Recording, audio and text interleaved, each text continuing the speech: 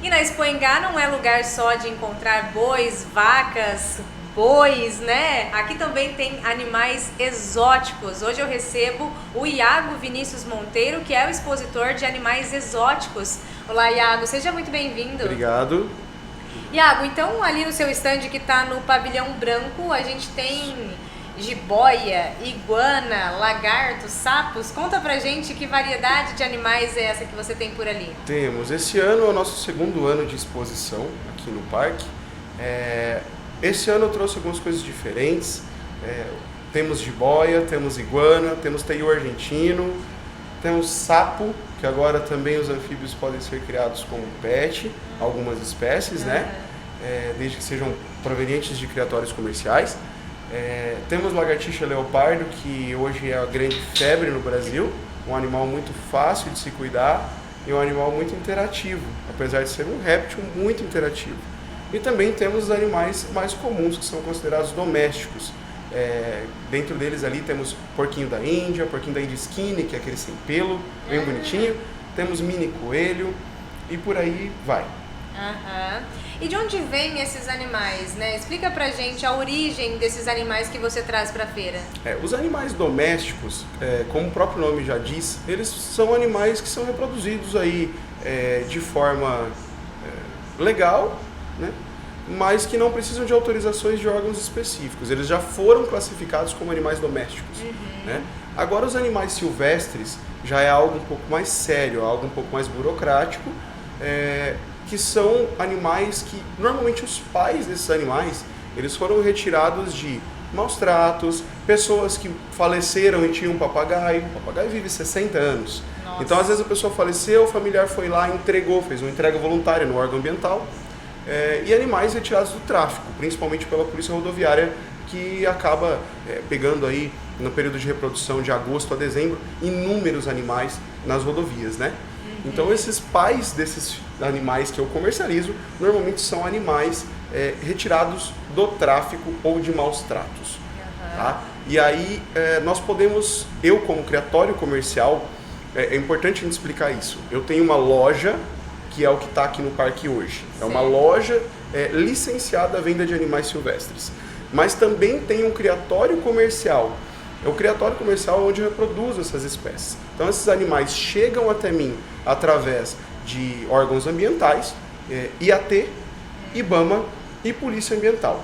Esses animais passam por um CAFES ou por um CETAS, que seria um centro de triagem, onde esses animais são selecionados.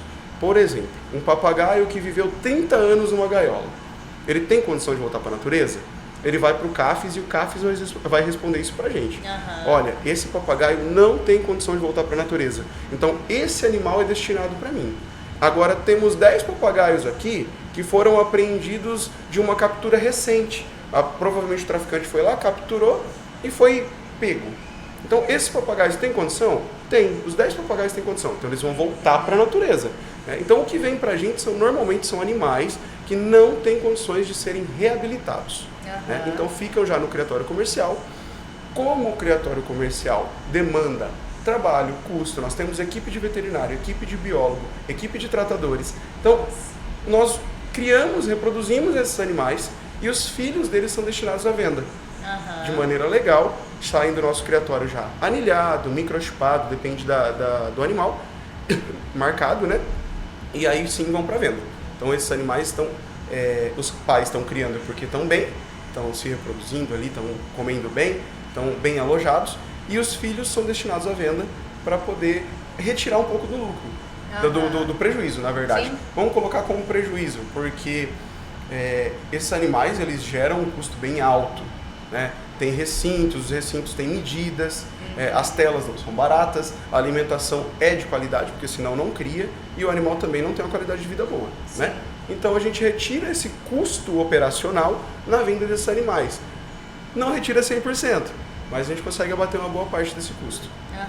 E isso serve também para os animais ameaçados de extinção ou não? Tem alguma diferença? Sim, algumas espécies ameaçadas de extinção, elas são liberadas para venda quando criadas em cativeiro.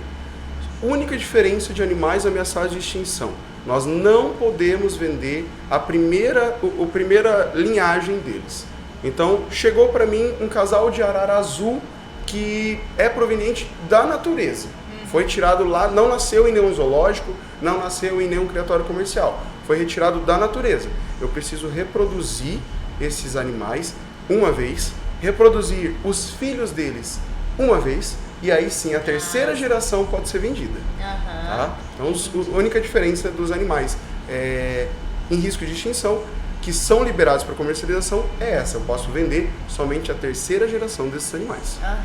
E explica uma coisa para quem está nos ouvindo, né? Você falou que só vem para você os animais que não têm condição de retornar para a natureza. Exatamente. Mas aí a gente pode se perguntar, né? Se ele não tem condição de voltar para a natureza, ele tem condição de se reproduzir, né? Como é que vocês fazem essa diferenciação? Vamos lá, uma pergunta bem interessante.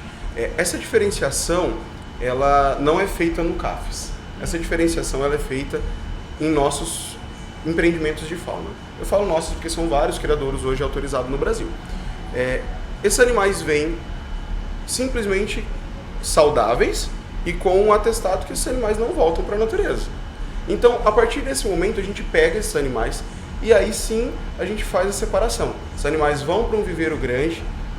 Vou dar o exemplo de papagaios e araras, que fica mais fácil, que são os animais mais comuns reproduzidos.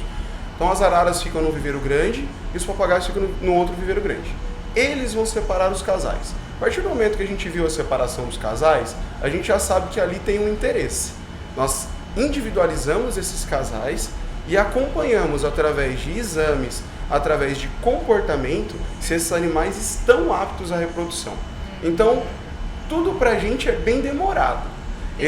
Normalmente esses animais chegam no período de temporada de reprodução. Então, essa temporada de reprodução nós já não vamos reproduzir eles, nós vamos acompanhar. Na próxima temporada de reprodução, alguns animais já demonstram interesse pelo ninho. Então, os casais já formados, eles começam a ir frequentar o ninho, começam a tratar um no bico do outro. Então, ali a gente já sabe que está formado o parceiro, porque eles são monogâmicos. Eles são um parceiro para o resto da vida. Legal. E eles que escolheram. Então, eles formam a parceria deles e aí sim começa todo aquele trabalho de fazer o ninho, de querer botar. Botou, a gente tem que verificar se esses ovos são férteis. A gente tem que verificar se esse macho está copulando com a fêmea e enchendo esses ovos. E preenchendo esses ovos. Então, ali no terceiro, quarto dia, esses ovos são recolhidos, é feita uma ovoscopia, onde a gente vê se esses ovos estão galados, se já está começando a formar embrião. E aí sim a gente começa a ter certeza, esse casal vai reproduzir, esse casal não vai reproduzir. Quer dizer que, por exemplo, assim, uma ave que viveu, por exemplo, um papagaio, você falou que que vive 60 anos mais ou menos. Digamos que ele viveu 30 na gaiola, ele está saudável, digamos, ele foi bem alimentado, ele está saudável, mas ele tem condição de se reproduzir, por isso ele vai para o seu criatório. Mas ele não tem condição comportamental, vou colocar dessa forma, para voltar para a natureza. Porque se ele viveu 30 anos numa gaiola, como é que ele vai se virar lá fora, vai conseguir encontrar alimento? É nesse sentido, assim, ele está saudável, mas ele não tem condição de viver na natureza. Seria por aí? Exatamente. Esses papagaios, por exemplo, que viveram 30 anos, infelizmente, 90% deles foi alimentado com arroz e feijão. Ou só semente de girassol, que é um erro. É um erro. As sementes vendidas hoje não são sementes integrais, são sementes desidratadas. Então a gente tem que tomar muito cuidado em só manter. Às vezes o papagaio está lá, está bonito, está gordinho, mas a gente está mantendo ele. A gente não está nutrindo ele, a gente não está dando para ele a qualidade de vida que ele deveria ter. Então, esses papagaios de 30 anos em gaiola, normalmente eles têm esse histórico. Então ali nós temos que verificar como que está o fígado desse animal, como que está o aparelho reprodutor desse animal, se está funcionando ainda, por causa de excesso de sódio, excesso de proteína, e por aí vai. São muitos fatores. Mas também nós não só recebemos animais que ficaram 30 anos numa gaiola, nós recebemos animais que tomaram um tiro numa asa, mas ele continua com a asa, mas ele não vai voar mais. Nós recebemos animais que a pata foi amputada por uma linha de cerol. Mas esse animal, por exemplo, se for uma fêmea, não tem problema algum, o macho consegue copular. Então, existem N fatores deles não voltarem para a natureza, mas existem fatores que fazem com que eles consigam se reproduzir. Então, nós tentamos aproveitar isso da melhor forma possível e mantendo eles. Animais que não se reproduzem, deu errado, esse casal não vai se reproduzir, é descartado? de maneira alguma. Esses animais continuam sendo mantidos e cuidados por nós até o final da vida deles. Não tem um descarte. Esse não presta, vai para a eutanásia. Jamais, isso não existe. Esses animais continuam sendo mantidos por nós, esses animais continuam sendo cuidados, assim como se eles fossem um reprodutor, sem problema algum. Legal. Iago, e como é que começou essa sua história com os animais exóticos, né? Uma história que começou há 18 anos atrás, né? Explica pra gente de onde nasceu esse interesse. Vamos lá. A minha família, ela sempre foi uma família de sítio, uma família rural. Nós somos de Maringá desde o começo da nossa vida. E meus avós plantavam café, o meu pai trabalhava na roça, os meus tios trabalhavam em granja e por aí vai. Então eu cresci no meio de animais. E tive essa cultura dentro da minha casa. Meu pai desde pequeno sempre criou porquinho da Índia, coelho, codorna, e eu sempre percebi dentro da minha família uma união muito grande. E essa união é pelos bichos. Então, assim, meu pai ia limpar os porquinhos da Índia, eu tava lá atrás com a carriola ajudando ele. Que legal. Meu pai ia cortar capinho pro porquinho da Índia, eu tava lá do lado dele. A minha mãe sempre junto com a gente, tava ali, sai do sol, vamos lá, não fica agora aí não, a poeira. Então, mas tava junto com a gente. Então, quando meu irmão nasceu, o primeiro presentinho do meu irmão, gente, vamos lá. Animal não é presente, tá? A gente tem que saber para quem a gente dá. Mas dentro de uma família de bicheiro, animal acabou se tornando. O primeiro presente do meu irmão foi um mini coelho. E meu irmãozinho desde pequenininho. Hoje o meu irmão está no stand comigo ali agora, enquanto eu estou aqui. Então, assim, isso sempre manteve uma união muito grande dentro da minha família. E essa paixão permaneceu. Eu já trabalhei com outras coisas, meu pai tem uma indústria, já trabalhei na indústria do meu pai 7 anos e faltava alguma coisa. E até a minha esposa, que é uma pessoa que eu conheci 15 anos depois que eu já tinha nascido, então ela não participou do meu começo de vida com os bichos. Ela hoje é uma apaixonada por animal, ela está sempre junto comigo. E por incrível que pareça, a minha família se mantém no mesmo sítio até hoje. A gente já morou na cidade, compramos um sítio junto agora e estamos morando nesse sítio. A minha família inteira, inclusive meus avós. Então, a união e o bem-estar que a gente tem tendo esses bichinhos, sabendo que esses bichinhos saíram da mão de pessoas que não deveriam nunca ter tido esses bichos, e sabendo que eles estão bem, estão se reproduzindo, de manhã cedo acorda falando um bom dia, porque os papagaios conversam bastante, acorda falando um bom dia pra gente, isso daí pra mim é muito importante. Eu até disse numa reportagem anterior que eu saí de depressão por causa disso, sabe? Olha só. Então, assim, é muito gratificante pra gente fazer o que a gente gosta. Sabe? Hoje, o nosso trabalho, ele é 90% amor e 10% faturamento. Só que esses 90% de amor, para quem diz que amor não paga conta, o nosso amor paga conta, né? Então, a gente estando junto, estando unido ali, isso pra gente é muito importante. Que legal. E a pessoa que adquire um animal com vocês, né? Também, vocês são todos regulamentados, né? Sim. Você falou que tem todas as certificações do IBAMA, do IAT, e a pessoa que compra o animal também leva essa segurança com ela. Como é que isso funciona? Isso, as pessoas que queiram adquirir esses animais, normalmente elas nos procuram na loja. As vendas raramente são feitas pela internet, no meu caso. Então as pessoas vão lá na loja, me procuram, eu apresento os animais, muitas pessoas chegam com um animal específico. Eu quero uma jiboia. Isso aqui é uma jiboia. Ok. Posso te mostrar os animais que eu tenho aqui? Então nós fazemos uma entrevista com a pessoa e muitas das vezes a pessoa que chegou para comprar uma jiboia leva um porquinho da Índia. Eu não estou interessado em fazer uma venda de R$3.000, que é uma jiboia, porque é uma venda de R$3.000. Eu estou interessado em saber se essa pessoa vai ter condições de cuidar desses animais e se é o que ela quer. Esses animais têm dietas específicas. Muitos animais, muitos répteis se alimentam de outros animais. E nós precisamos saber se essas pessoas estão preparadas para essa cultura. É um ratinho, é um tenébrio, que é um inseto, é uma barata. Os geckos comem barata. Será que essa pessoa vai estar ali firme? Eu tenho que pegar barata aqui, eu tenho que tratar ele, mas eu tenho nojo de barata. Você não é obrigado a ter um animal. Você tem que ter um animal que te faça bem, que te mantenha bem, mas que principalmente você vai conseguir mantê-lo bem. Então nós fazemos essa entrevista, a gente conversa com as pessoas, muitas vendas a gente não fecha, que a pessoa olha e fala: obrigado, eu não estou preparada para ter. Muitas vendas a gente fecha, Iago, é isso mesmo que eu quero, é exatamente o que eu estudei. Então, assim, é feita uma entrevista antes. essas pessoas, a partir do momento que se interessou, gostou, é isso, é isso. Então agora nós vamos para a parte burocrática. A documentação é tudo feito dentro da minha loja. A minha loja é uma loja licenciada, o meu criatório é um criatório licenciado e autorizado pelos órgãos ambientais.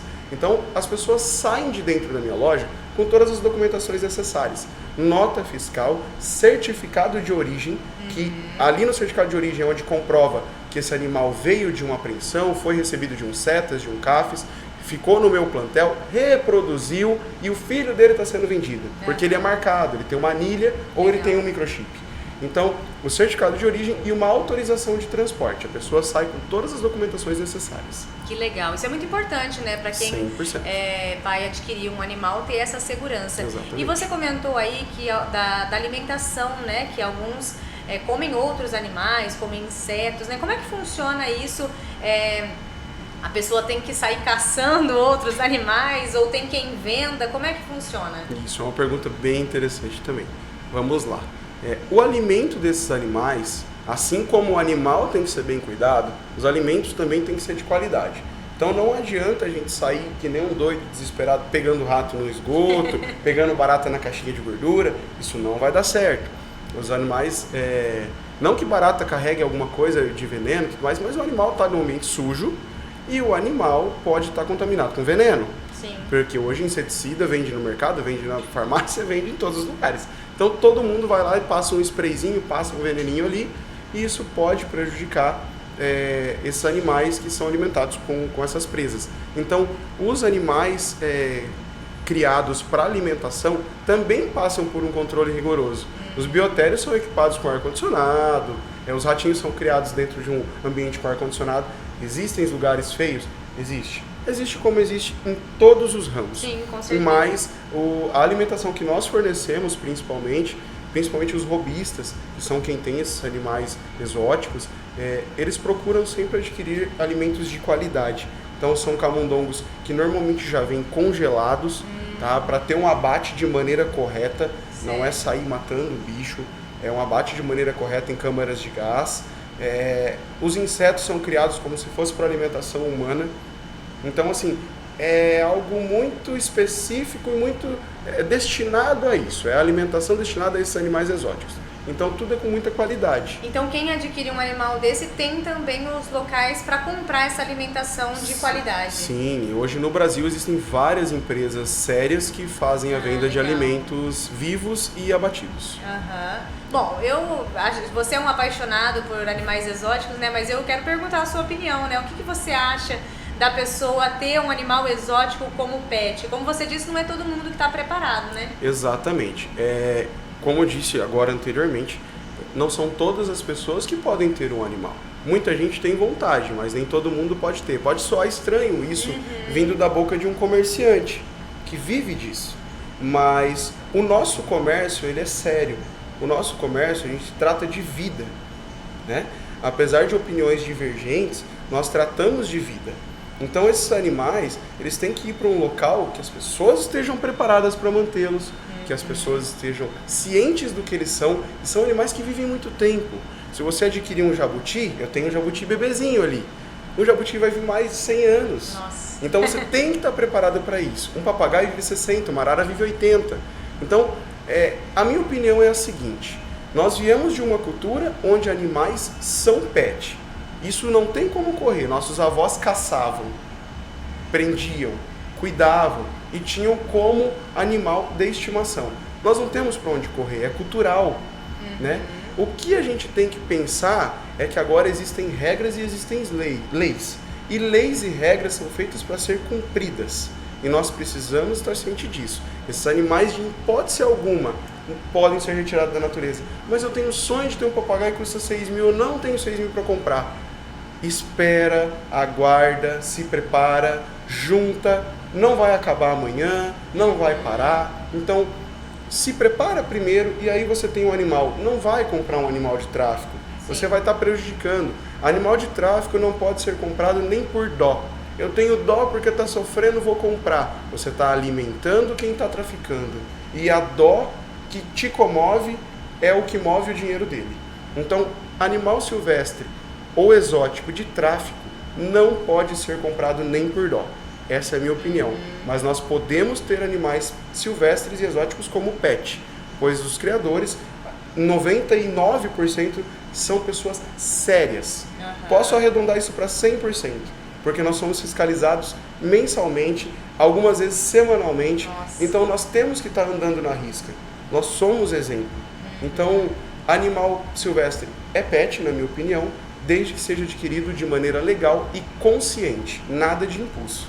Perfeito. Tem mais alguma coisa, Iago, que você queira acrescentar sobre esse universo dos animais exóticos? Olha, eu acho que eu falei tudo. Eu acho até que eu passei um pouquinho do horário aqui, né? Eu gostaria, na verdade, de agradecer vocês pela oportunidade de estar aqui, ajudando a conscientizar. Nós não estamos aqui para se aparecer com cobra no pescoço, nós não estamos aqui para se aparecer. O meu banner lá no meu estande fica lá no fundo da parede. A última coisa que eu estou preocupado é com o nome da minha loja. Eu estou aqui para conscientizar as pessoas. Eu acho que o nosso trabalho hoje tem que ser em cima disso. Conscientizar as pessoas, mostrar para eles que existe uma sociedade que está unida em prol disso e que, infelizmente, o tráfico não acabou e está longe de acabar. E todos precisam, os órgãos precisam da gente e nós precisamos dos órgãos. Então, as pessoas têm que entender que existe essa união e que essa união tem que permanecer. Perfeito. Então é isso que eu tenho para finalizar. Muito obrigado pela sua participação e esse foi mais um podcast do GMC Online direto da Expo Ingá 2024. Até a próxima!